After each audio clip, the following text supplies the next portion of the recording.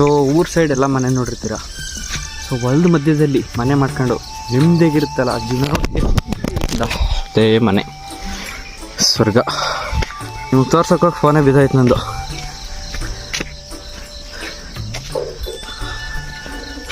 ಇಲ್ಲೇ ಸೂರ್ಯ ಹೋಗ್ತದೆ, ಇಲ್ಲೇ ಮನೆ,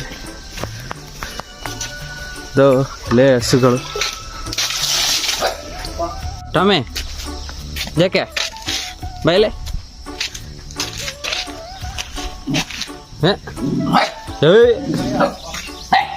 ಏನೋ ಓದಿತೀನಿ ಮಗನ ನಿಂಗೆ ಆಗಿದ್ದಾಗಾಯ್ತು. ಮುಚ್ಚಾಲೆ ಬಾಯ್ಲಿ ಎಷ್ಟು ಮಾತಾಡ್ತಿದ್ಯಾ?